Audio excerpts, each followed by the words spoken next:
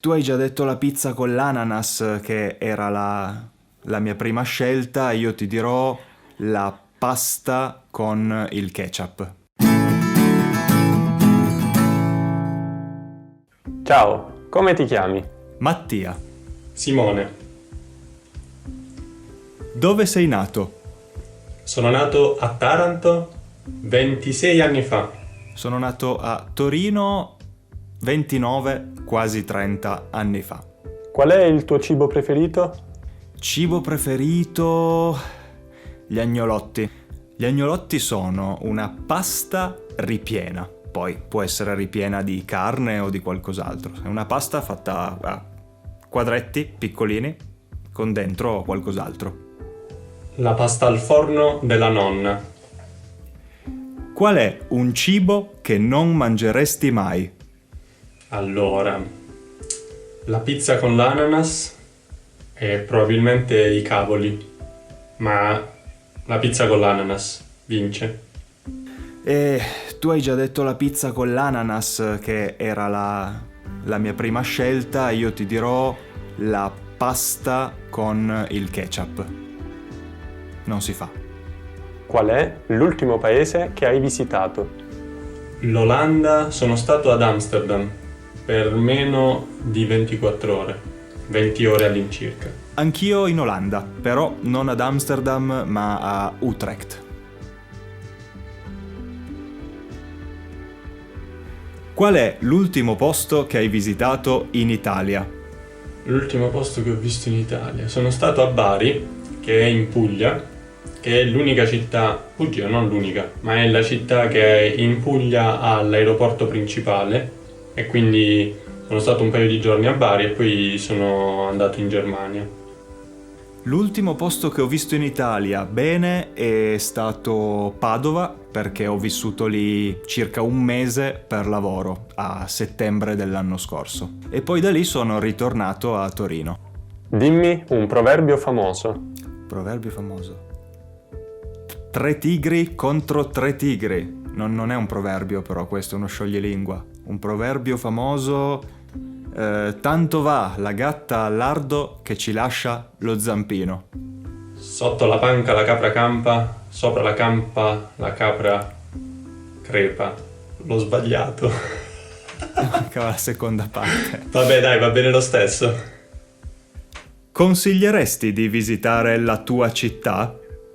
Sì, consiglierei di visitare Taranto perché ci sono un sacco di spiagge, c'è un sacco di mare e perché soprattutto ci sono i delfini. Se non lo sapevate, adesso lo sapete. Ci sono un sacco di delfini, ci sono le balene, ci sono escursioni da fare, bellissime.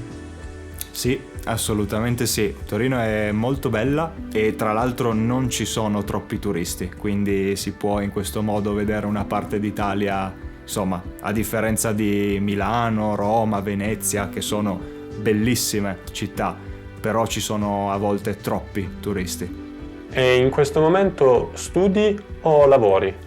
Lavoro e lavoro principalmente come docente di inglese e come consulente. E in questo periodo ovviamente sto lavorando da casa con delle lezioni da remoto. Allora, faccio tutte e due, studio e lavoro perché faccio un dottorato, però direi che più studio che lavorare. Ed è uno studio volto a risolvere i problemi che ho al lavoro. Perché hai deciso di aprire un canale YouTube dedicato agli studenti della lingua italiana? Perché mi piacciono moltissimo le lingue e mi ha sempre divertito provare a imparare una lingua, e insegnando l'inglese ho pensato perché non provare a farlo su YouTube con l'italiano, visto che è uno strumento così potente e utile per un sacco di persone.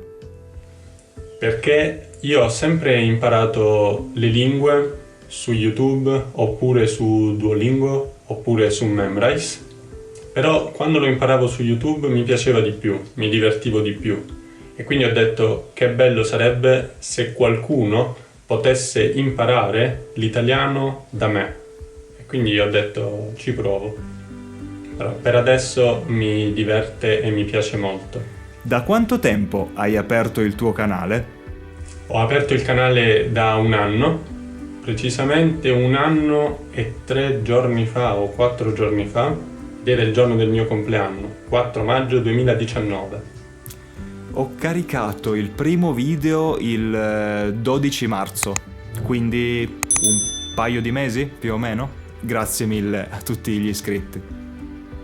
Qual è la parte che preferisci di più della produzione di un video? Comprare la macchina fotografica. No, vabbè, a parte gli scherzi, devo ammettere che montare è rilassante. Allora, quando mi viene in mente che qualcosa può essere utile a uno studente, dico Eureka! È il momento di fare un video, e quindi direi che il momento in cui ho l'ispirazione è il momento più bello, perché poi tutto quello che viene dopo è più impegnativo e meno creativo.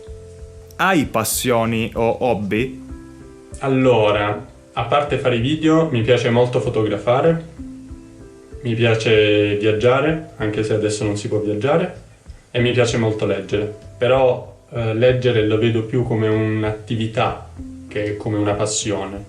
Quindi diciamo che sono molto attento a trovare il tempo per leggere e non la lascio come attività da fare nel tempo libero, come invece si fa con gli hobby.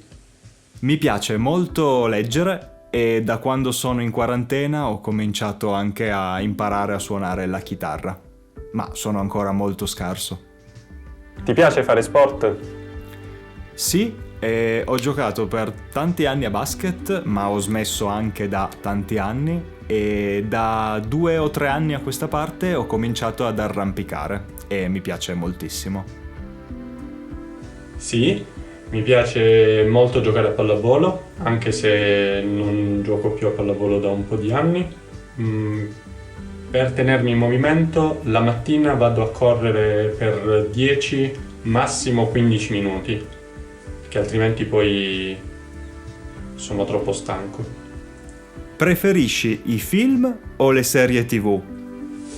Allora, preferisco i film quando sono con qualcuno, mentre quando sono da solo le serie TV, che ogni tanto guardo anche in una sola notte. Serie TV, assolutamente, perché ho la soglia di attenzione di un pesce rosso e i film, a meno che non sia un film bellissimo, mi annoia molto in fretta. E qual è stata l'ultima serie TV che hai visto? L'ultima serie TV che ho visto è stata Upload su Prime Video.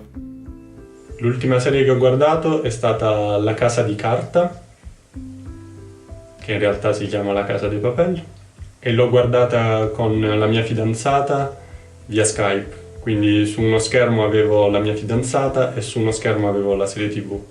Quando esci con i tuoi amici, che cosa ti piace fare? Abbiamo sempre moltissimi piani e vorremmo fare sempre un sacco di cose, ma siamo molto pigri e quindi spesso finiamo a casa di qualcuno a mangiare e a chiacchierare. Se c'è una bella giornata, una bella passeggiata in montagna o nella natura, e invece la sera il più delle volte mi piace andare a prendere una birra o andare al bar a prendere un caffè.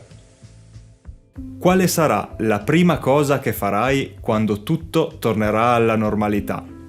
La prima cosa che farò quando tutto sarà tornato alla normalità è andare a visitare la mia fidanzata, cosa che non posso fare adesso perché dovrei fare 14 giorni di quarantena in Italia e poi 14 giorni di quarantena in Germania, il che significa 28 giorni di quarantena in cui io non posso lavorare, quindi un mese di vacanza che non mi posso prendere.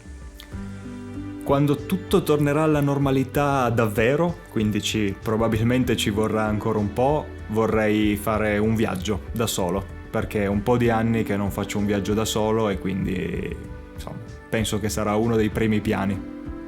Cosa diresti alle persone che studiano l'italiano? Continuate così, forza, grandissimi che avete scelto di imparare l'italiano, soprattutto se è la prima lingua straniera che imparate. So che non è facile, ma vi assicuro che se studiate un pochino tutti i giorni, di mese in mese vedrete un miglioramento incredibile.